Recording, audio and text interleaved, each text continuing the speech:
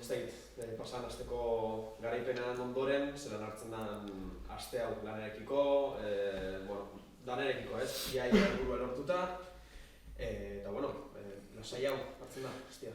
Bai, lasaiago ez da, konfiantza gehiagorekin bai, ez? Partido, 10 partidu, izan dira, irabazi gabe, eta etxean irabazi behar genduen, eta irabazi genuen, eta pozik horrekin. Egia da, igual esan dit jokalari, urteko partidari txarrena izan zela, baina irabazi behar zen, da irabazi genduen, eta konfiantza gehiorekin. Lasaiago pixka bat bai, baina oraindik ez dago dena egina.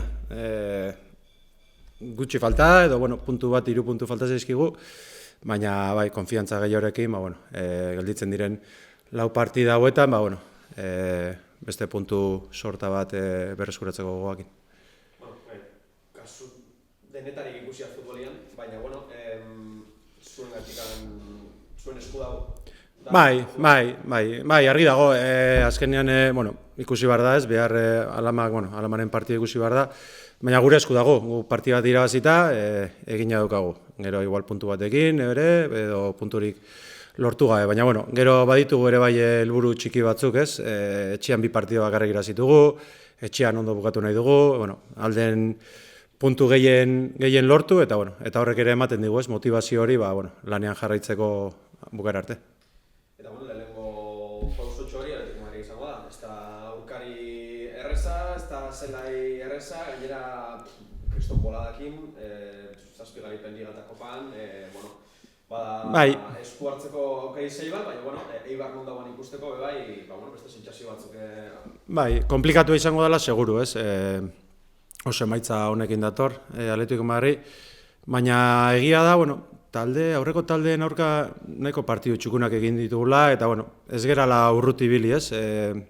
Puntuak lortzeko, lehenengo itzulian, adibidez, berdinketa lortu gendun hemen, beraien aurka, eta nik uste dutula, ez, gure aukerak. Beraiek ere, nik uste laiztera pentsatzen hasiko direla kopako finalean ere, eta hortaz ere aprobetxatu nahi dugu, eta igandean behintzat partidun bat egin, lehenbizi, eta gero, punturik lortzen dugun.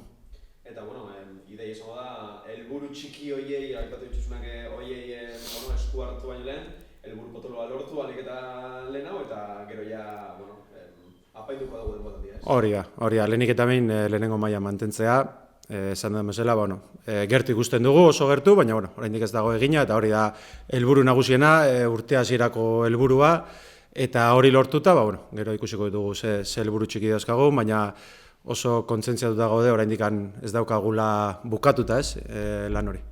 Ikusten zaie jokalariei arnaz hartu dutela, horre mentalki lan ematiten da, ondiokan ez da huinda, eta... Bai, saiatzen ari gara, egia da, jokalari gazte asko dago, eta azkenian bai garaipenarekin eta bai partida galdutakoan, gora eta bera egiten dute ez, oso gora beratxua dira. Alegin du gara esaten, oraindik lan asko egiteko dagoela, eta jarraitu behar dugula, eta hilabetea falta zaigula, eta nik uste ulertu dutela, aste nahiko politia egin dugu lan aldetikan, eta prest gaude, iganderako. Iñaki, después de una segunda vuelta de temporada muy complicada a nivel de resultados... Mala, complicada no, mala. Cuando tocaba y era prácticamente una final para dejarlas ya prácticamente salvadas, habéis respondido con la victoria, ¿no? ¿Contentas, imagino? Sí, muy contentas. Más por el resultado que por el juego, porque no fue un partido nada bueno. Pero sí, contentas porque teníamos que cortar la racha. Llevamos, yo creo que haciendo buenos partidos últimamente. Igual en el peor partido del último mes y medio, pues logramos ganar. Y ya estar cerquita ya de la salvación. Entonces, con confianza y con algo más de tranquilidad para trabajar. Una liga con tantas diferencias entre los equipos de arriba y los de abajo, 5 de vuestras 6 victorias han llegado contra rivales directos, ¿no? Por la permanencia. Habéis hecho vuestro trabajo esta temporada.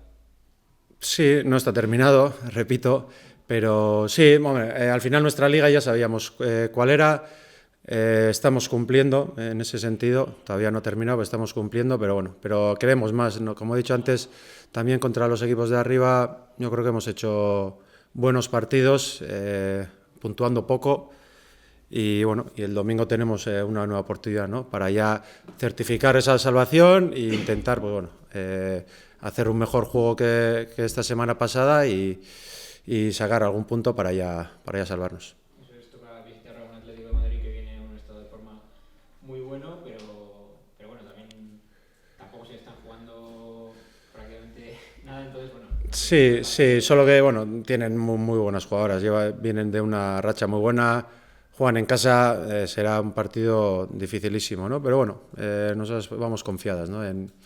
En poder hacer un buen partido, en tener personalidad, de hacerles frente, ¿no? en el juego también, y a ver si podemos hacer y podemos sacar algo positivo de ahí. Con la permanencia en la mano, este domingo puede ser ya definitivo matemáticamente. ¿Cuál sería el objetivo o lo que os proponéis de aquí ya a final de temporada? Bueno, lo primero salvarnos, lo primordial. Veremos cuándo pueda pasar.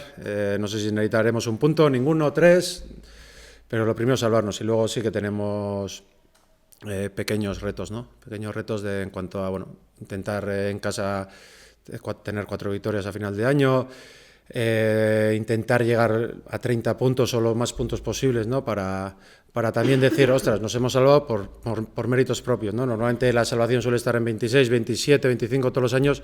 Joder, pues llegar a esa cifra y decir, oye, nos hemos salvado por méritos propios y no porque las de atrás han hecho muy pocos puntos. Bueno, tenemos retos pequeños, bonitos, pero bueno, lo primero y lo más importante es la salvación.